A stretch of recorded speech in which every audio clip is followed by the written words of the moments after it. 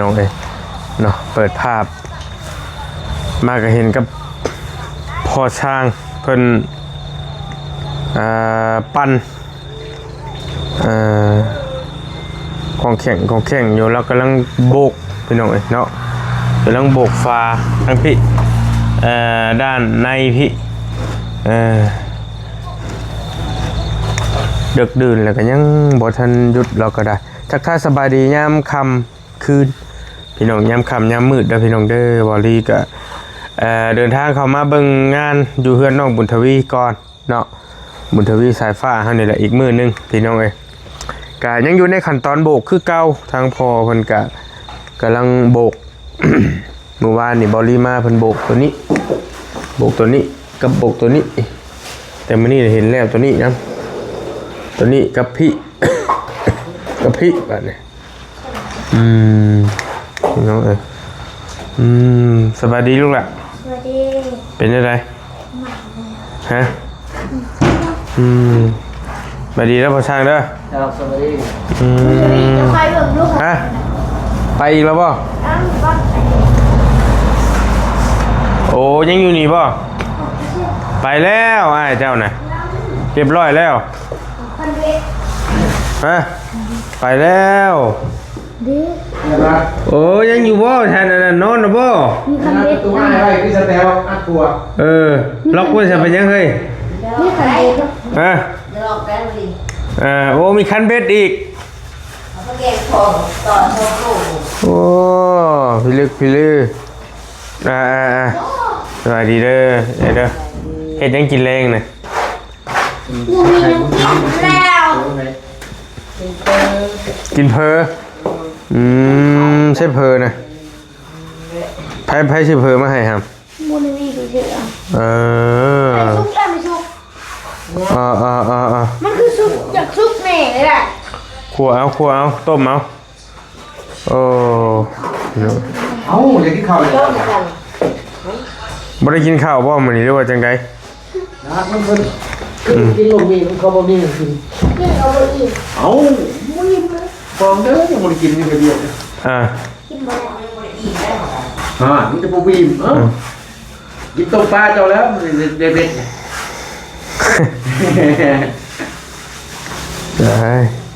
ลงไม่แมวนะแมวกับโบเกลือมันเนี่ยเอ้ยมันไปเล่นกินน้ำไม้ฮะอาหารแมวเม็ดมีอยู่บ่อันเม็ดน่ะมีอันเม็ดน่ะไปเอามะเกลือมันไหมไปเอามะเกลือมันไปเอามะเกลือมันเลยเห็นเราจับเลยแล้วแมวไผ่เลยแต่สรุปแมวไผ่นี่ไปเร็วเอามะเกลือมันทำมันบนคืออย่างนี้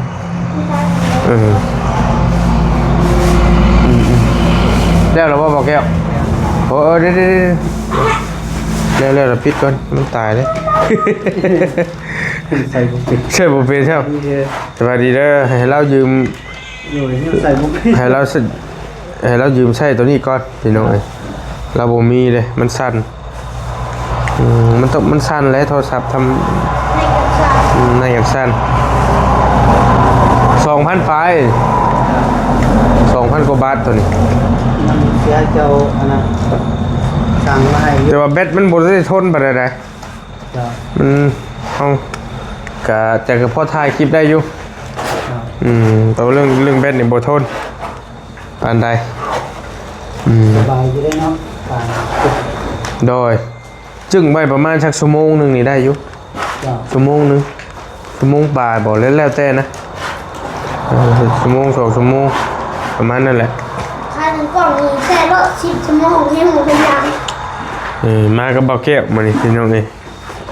วันนี้อยู่ท่าอาจจะบ่าวแก้วพาลงทางไปอึ้งทึกกินนี่โอ้ยเจ้าคลิปอยู่ไสคือเสียงหมอลำบ่อ้อยอยู่โอ้ยลำม่วนไปว่ะอยู่บ้านน้าแพกโอ้สิแม่นแล้วบอกว่าบอลีหมอลำขับเลยเมผาบ่เมใช่อยู่บ้านน้าแพกมันจะได้ก็ต้องรับภาษานักร้องนักลำบ่เป็นนักร้องดอกหมอลำหมอลำหลอกโคหมอลำหาคุ้ยโอ้ค่าโตสูงแท้ได้ฮะให้ทิปดำ10 ดำได้นี่บ่อยากมอนไปได้ว่าซั่นว้าว จังเมาแท้ ต้องให้หลายๆเนี่ยให้โบราณแล้วมันหูคอมันบ่มื่นว่าสัตว์ว่ะยาเท่านั้นแล้วว่ะ ขนาดเจ้ามาพับไป10,000เห็ดสดมันชมสดโอ้ได้เช้าแล้ว ปวดโธห้องจะชื่อกันยังห้องว่ะบัดห้อง ลูกล้างฟังมือตลอด บัดห้องนั่นนี่เพิ่นว่ามีแนวโอ้ยยาแล้วว่ะอันใดก็ได้ห้องลิ้นน้ำปลาน้ำร้อนห้องได้บัดเจ้าไปมีค่าได้ให้ห้องน้อยนึงน่ะแล้วก็เป็นอันนี้เพิ่นดอกพี่น้องเป็นสิทธิ์ของเพิ่นแล้วแต่เพิ่นตอนนั้นเพิ่นมาเล่าก็มาเล่าให้ฟังอยู่วานนี่ เขาบอกว่า บ้านรู้บ่ วานนี่ได้หอย โอ้ วานนี่แหละ บ่ดีพวกจังหวัดแถว ก็ให้ติ๊บเพิ่น100นึงจักหน่อยจักหลายแล้ว โอ้ เป็นร่องประมาณ2-3 ก้อนนี่แหละ มันบ่ได้พอ10 นาทีดอก เป็นเลี้ยงผู้ชายเรา พี่นะ ไม่เอากินแต่อาหารชิมมึงว่ากินอาหาร กินเบิ่งแม่เจ้ากล้าเว้าเจ้าเนาะ ว้าวโอ้ โอ้หังแกแดดไปแต่ละมื้อให้ชิมอาหารแมว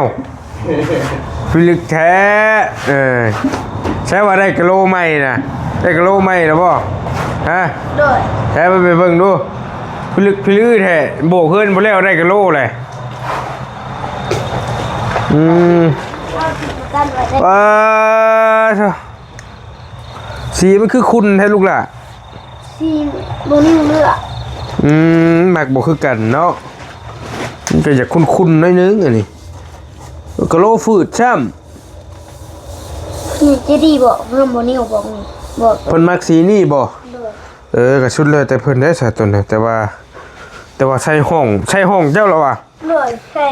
ห้องบุญนี่ตัวนี้ห้องบุญที่นี่ห้องเฮา ใส่ห้องมันต้องใช้กะโลหมื่นแล้วว่ะแต่เก่ากะโลฟืดอันนี้ สูตรติ ฟืดมันสิทำความสะอาดยากหน่อยนึงแต่กะโลฟืดนะกะโลหมื่นแล้วเขาปัดมอนลอยๆออกแล้วเด้แต่กะโลฟืดมันเหมาะกับใส่ห้องน้ำบ่แต่ว่าใส่ห้องก็ได้คือกันแต่ว่าพื้นว่ามันก็แล้วก็ผู้มักนะแต่อยากฝืดหน่อยนึงขนาดฝืดกลางๆพี่น้องบ่แม่นสัตว์หมื่นเนาะแต่ก็งามเพื่อกัน นี่ได้มันบ่บ่แห้ง หมื่นบ่เฮงหั่นแหละจะแก๊สลูกทั้งเบิดโอ้ดีใจน้ำได้กิโลงามเนาะ ขาดมาเก่าแก๊ส เก้าแก๊สแก๊สเท่าไหร่นี่ฮะ ทุกคนลืมจ้ะ แ แก๊สหนึ่งมี6แผล 6 แผ่นแล้วหนา40อันนี้นะหนา40 ใหญ่ทุกคนลูกหลง นักได้นี่เพิ่นเบาๆได้หั่นไปติดเพิ่นมีติดหาเฉพาะห้องซื่อบ่ หน่อย อันถ้าอื่นนี่ยังบ่ได้ว่า หน่อย โอเคมาเอาอันนี้ไม้ก่อนก็ดีอยู่มันจังได้มันจังได้ติดมันจังได้สะอาดมันเป็นกะโหลฟืดกะโหลนี่ติดเดินก็ได้บ่เลยชื่อมาติดอยู่ติดห้องน้ำกะโหลสัตว์กลางๆนะบ่แม่นสัตว์หมื่นบ่แม่นสัตว์หยาบพอได้สีเท่าๆเนาะไหน โอเคป่ะมาพี่แฮมมาเขาเห็นงัวเขามาครับก็เลยเราถีบมาต้อนไว้ บ่เอาบุกแก้วเริ่มใช่เลย แล้วก็ไปแล้วยังด้านหนึ่งเนาะทางในบ้านยังจะเหลือแต่ด้านนั้นบริเวณของคอยโบก3 มื้อ 4 มื้อแล้วเราโบก ยังห้องครับคันโบกห้องเขาแหละเรา ปูนเป็นจะได้เป็นมาเอามาใหม่แล้วบ่ฮะยังคือเก่าอยู่ คือวันนี้สั่งมาผัดปูมาวันนี้เลยก็เลยยังไม่ทันสั่ง บอกก็ยังได้อยู่มึงเลยจะสอบไปหาหนับมึงพูดดีกว่า1 2 3 4 5นี่เหลือ5สอบมึงได้บ่ลี่ นี่เดือน5 สอบแล้วก็ได้อยู่ดอกเบิ้นมาฮื้อระบบได้อยู่ มื้อละสอบ มือมาจากชอบใส่ผ้า มันจะชอบมานี่ มาในโปรแกรมนี้ มือนี่บอกมือช่องชอบมือนี่ เฮ้ยได้ครับผมเอาไป เฮานี่เป็นคนนับอยู่ เฮ้ยมาตัวนี้ ติดฟองน้ำดีกว่า เขาเป็นคนนับอยู่นั่นนี่ไปเขามาหาไอ้เจ้าดูเป็นไงอย่าบอกแล้วล็อกเลยนะเอาเขามาหาเจ้าไปเอามา ตก เป็นยังไง ตู้แรงเนาะ คือมืดแถวะไฟบริษัทบอก บอก ไฟอีกดอกหนึงอยู่ใช่ไหม ตัวอันไม่ซุกเราเห็ดอีก นอนน้ำไหนกวะปวดหัวเลยพี่นอนดีแท้เจ้าเบิ้งไอ้เลยไฟไปกัน เขาแม่เจ็บมึง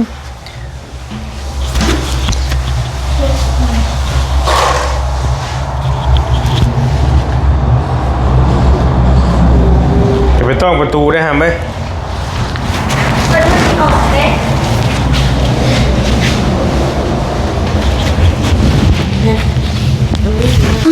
ไอ้ไปลงบีบไม้กินนี่มีพวกเจ้าอยู่อันนี้มานี่เลย โอ้หนาวอี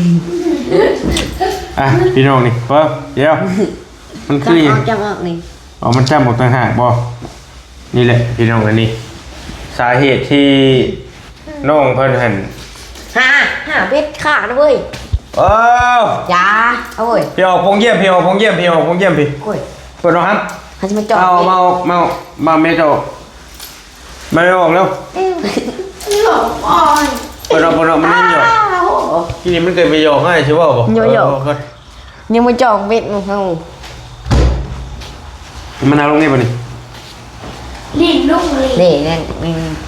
ลิ้นเลยพอดี แดงแดง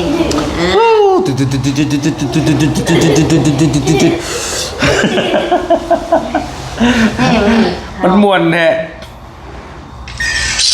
เบิ่งไป พิษตัวนี้ มึงมอนใช่น่ะมอนเสียงกันยังวะ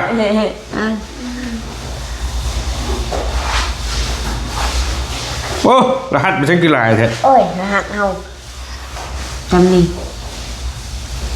นั่นคือไหนจะลิง เริ่มเกมนี่บอก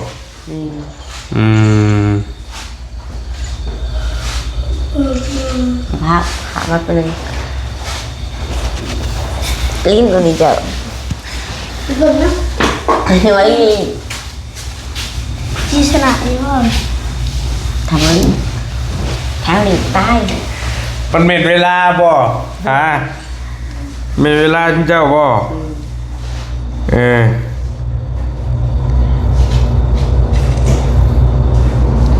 ไปใช้ป่ะนี่ตัวได้ไปป่ะ ตั นี่ วนี้ตัวเล็ก เล่ป่ะนี่ยิ่งป่ะนี่ หัก หูเบิด เข้า เฮ้ย ออก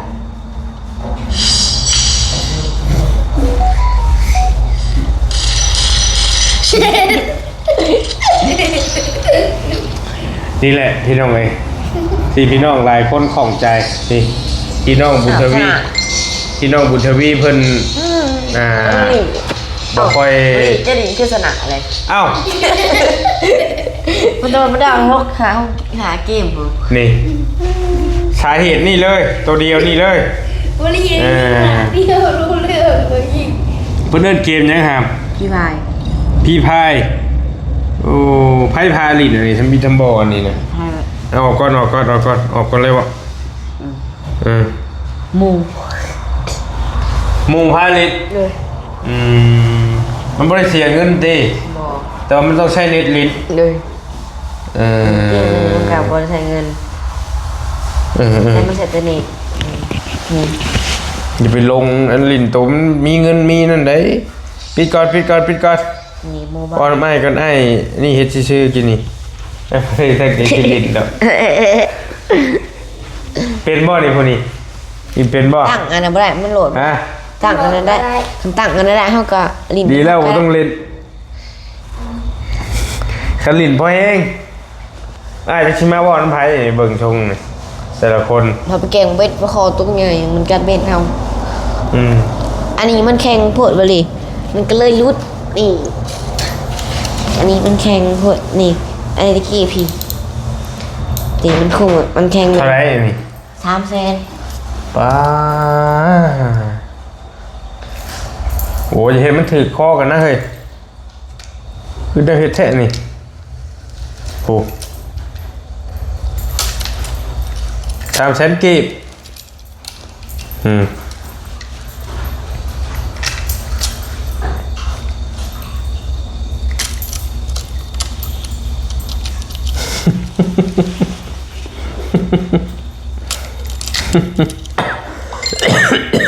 ฮะ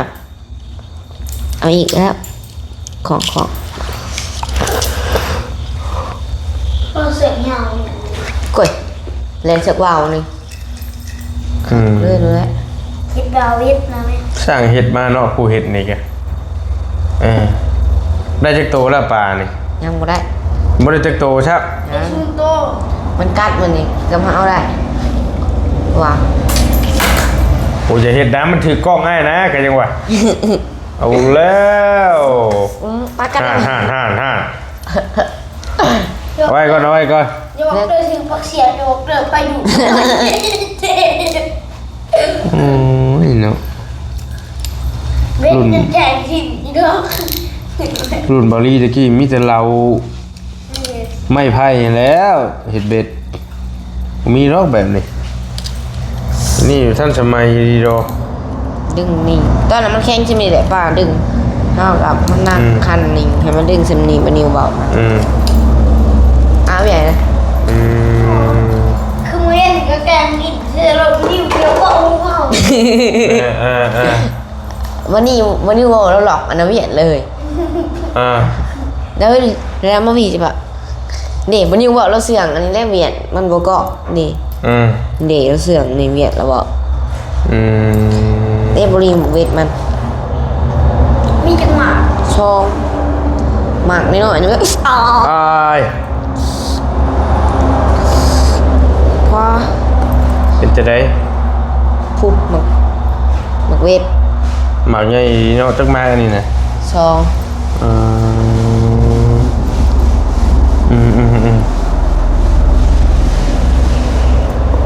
โอ้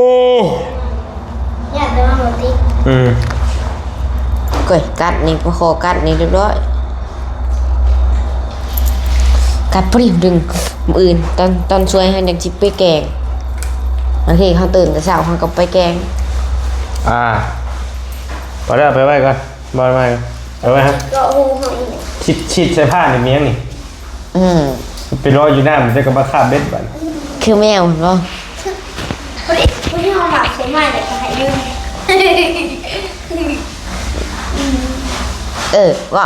ว่าแล้วกันเอาเวทเอาเสือกเวทผูกใส่บ่าวแล้วกันปล่อยบ่าวกระดิ่งวืด มันเห็นเจ้าอยู่บ่อกล้อง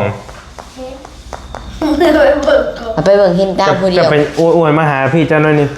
เอาไปเบิ่งเห็นตาม โอ้ยมาหน่อยหนึ่ง เห็นหมดเลยเห็นหมดทั้งหนัง บ่หมองเจ้านั่งนี่เห็นบ่ เห็น ยังมาหน่อยนึง นี่ไงแบบนี้กิน ไปยังมาหน่อยนึง ขี้ ยังมาหน่อยนึงได้เห็นแล้วบ่ ฉากเขาชอบเปลี่ยนก่อนแบตมืดแหละ อย่าพาออกโอ้นึกว่าออก จืดออก บอกกับชุมเจ้านี่มาพี่มาได้แล้วมา เหยียบซับเลย บอก เป็นเนื้อว่านึ่งไข่ พวกกำลังซีนอนกำลังสีเกมวันนี้บาดเจ็บสนาม ซอยเฮ็ดพ่อเฮ็ดเวียกอยู่บ่มื้อนี้ โดย เฮ็ดหยัง เฮาก้อยปูนช่วยเรา ก่อยปูน โดย ผู้นี้เฮ็ดอยู่บ่ บอกบันไดขี่ตะโรถีบอย่างเดียว ว้าวเฮ็ดครั้งนี้เฮ็ดหรือบ่เฮ็ดเฮ็ดหยัง ตอนข้างนอกเลยเหรอไปบุกไปอันนั้นสบาน ขี่รถถีบ ตอนเช้าแต่พวกโง่หุยภาษาว่านะพอถีบนะ ไม่ได้ไปล็อกไว้ซะเนาะล็อกโซ่ไว้ซะไอ้วะ ผมไม่ชอบ เอาบ่อันนี้บ่ที่ซื้อมาโชว์ลุงเฮให้ดิกระเจก็มี คนกำลังจะขี่รถตอนนี้โบกแล้วพี่น้อยโบกแล้วตอนนี้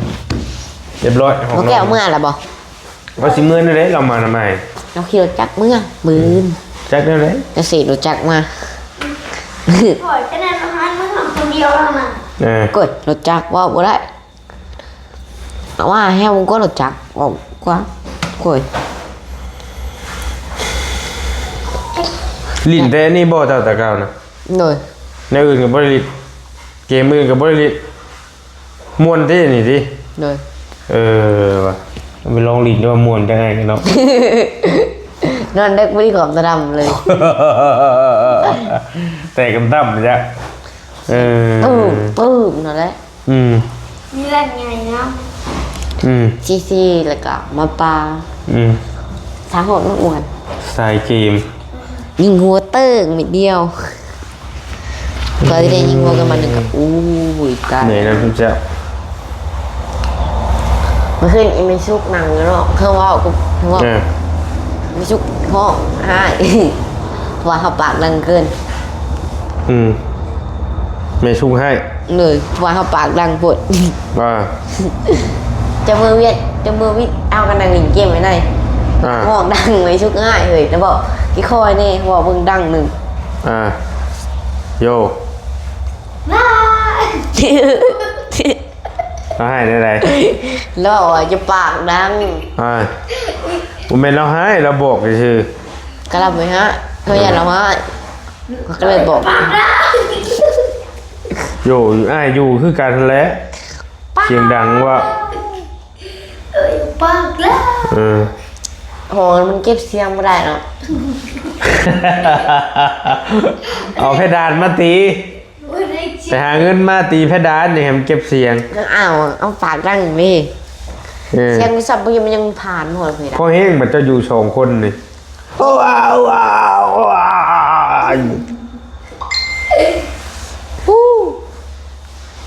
แต่มันงามอยู่ดอกเฮือนเจ้าเนี่ยมันสูง บาลี่ ฮะ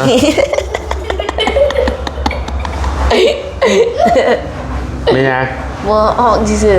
อันที่น้องนายชื่อให้บ่นี่ ๆเลยกี่ของเพื่อนได้นะ อันนี้ก็แม่นนี่ เมนอันนี้ผมกับของเสื้อผ้าอันนี้คือของเสื้อผ้าของเอาเพื่อนไปปูตั้งใจล้วนเลยเอามีตัวปูโอ้ยเอาลงมาเลย จะเอาของให้เอาของน้องเอาของไอ้ ผมก็เอาของเอา โอ้โห ชาตินี้ก็แม่นนี่แม่เป็นชื่อมาให้นั้นแต่น้องคนบ่มีหมองปูเด้ แล้วปูนอ เอา น มาปูนอนบัดนี่ คงทั้งหมดก็แม่น ฮะ อยู่บนนอกก็มีปูนอนจ้ะ เอ้ยเนาะเจ้า ของตัวห้องปูนอนยังใหม่ๆอยู่มันนอนมา จะกินข้าวดูวะ นี่ ฉันภาษาอังกฤษเขาจนเลย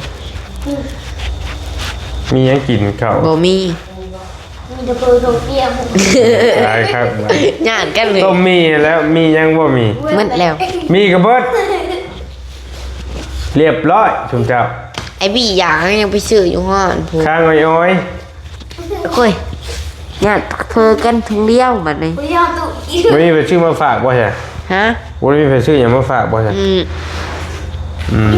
นเองจะเบิด พอบอลีบ่ได้มาพี่น้องเอ้ยมาก็มีแต่มาค่ำเมื่อวานนี่ก็มาค่ำมื้อนี้ก็มาค่ำ ไปไม่กินมียุ่นมีน้ำรถให้ ไปกินร้านเมื่อไหร่กิน แต่ว่า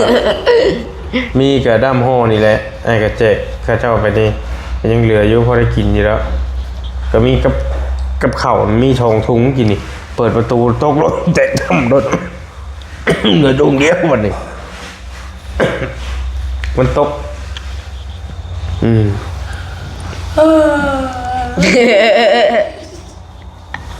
อาบอยู่บ่น้ำน่ะฮะให้อาบให้อาบเองมีคนอาบให้นะยันวะเสร็จแล้ว เยอะ หนาวบ่หนาวเป็นกันเจ้าแก บ่หนาว ใส่จุบดีเสือนะลูก มันใหญ่โพดเลย โมน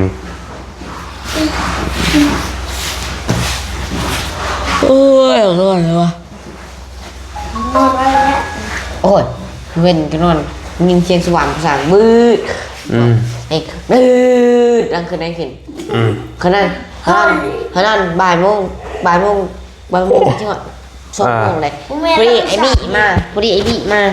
แม่ ป่า แล้ว บี ผู้สาวอีก โอ้ยป้านจิบุรีนฮูนินอยู่เขาสั่ง หมอไอ้บีสิมานี่ฮะก็เห็นนั่นเอ้ย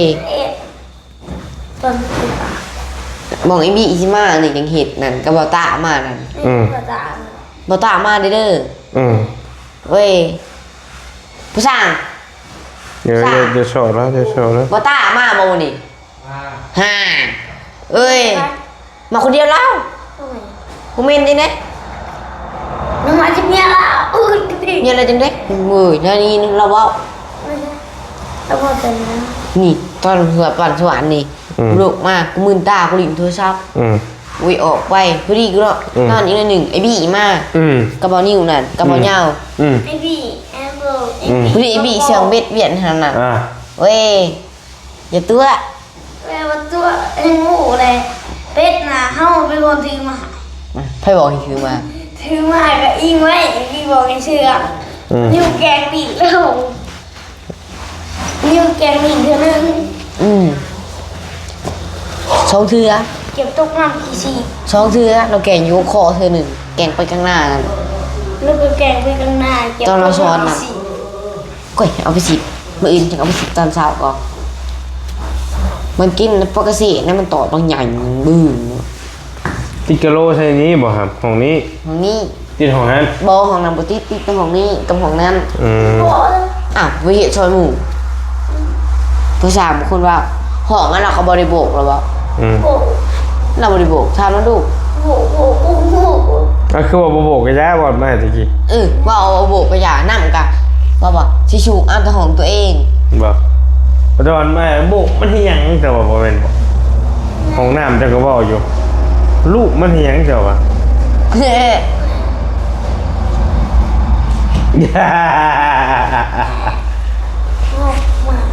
ฮะ เปลี่ยนเรื่องแล้วนี่ กะโลติดแต่ห้องนี้กับห้องนี้ยะบ่ อ้าววันหนึ่งว่าของนี้กับของนั้น โมเมนโมเมนโมเมนโมเมนโมเมนโมเมนโมเมนโมเมนโมเมน ยังหาย ไปอยากไหมไปอยากไหม นี่ได้คนยังหาย ไปอยากไหม ไอ้ ไปอยากไหมหนูมน ใคร เอ้ายังไงภาษาง่ายบันนี้ มา เออ หนูไปเลย ติดคือกันนั่นแหละห้องเจ้าก็ได้โบกคือกันเฮ็ดคือกันเบิดนั่นแหละ เอาเวียนแล้วไม่ใช่แล้วหายเด็ก เกิบได้กินนี่เกิบได้กินนี่บ่กินนี่ได้บ่กินนี่เกิดน้ำตาซึมได้กินนี่ ไปนอนมาสิ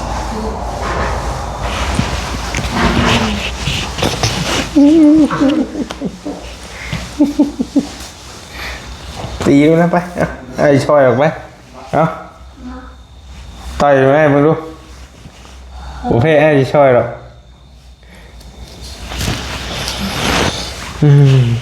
พี่น้องเอากลับมาเยี่ยมน้องๆเพิ่นพี่น้องไอ้บอลลี่กะมาค่ำนี่มันนี่กะหลายทางไป มาตอนเร่งๆเนาะมาแล้วก็ เก็บออกไปได้จริงนะมันหกนะ มาคุยกับน้องๆเพิ่นนี่แหละมีความคืบหน้าหน่อยนึงทางน้องนิวเพิ่นซื้อกะโลมาให้ว่าซั่นแต่ว่าน้องเพิ่นก็บ่ได้ถามทางบอลลี่ดอก แต่ว่าได้ยินแต่ทางผู้สร้างว่าเมื่อคืนนี้ว่าสิซื้อกะโลมาติดในห้อง มา ว่า เล ซั่ ย น เด้ ซื้อมาแล้วเห็นแล้วเนาะ18แก๊สทั้งหมดหันห้องละ9แก๊ส น้ำไล่กันนะจักเพิ่นไล่กันแล้วบ่รู้ว่าจังใดตอนนี้ก็จังว่ากัน เท่าไหร่ แล้วก็ยินดีน้ำลายเนาะ แก๊สหนึ่งไม่แก๊สหนึ่งไม่หกแผ่น ได้กะโลแล้วน้องเพิ่นก็ได้กะโลตะหงซื้อ มอลี่มาคำช่องมือเลย สองมื้อก็สามมื้อสี่มื้อ อาชิมาเรามาช่วยมือหนึ่ง เรามาสวยมือหนึงโอเคสนาอยู่ดีมีแฮงพี่น้องเอ้ยก็ กินข้าวบ่จนว่าจะออกไปหากิน จะชิมอะไร จังว่านี่แหละเบิ่งตัวจริงนี่แหละอยู่ดีมีแฮงพี่น้องโชคมาร่ำรวยสบายดีบ๊ายบายปิดกล้องให้นี่ เลย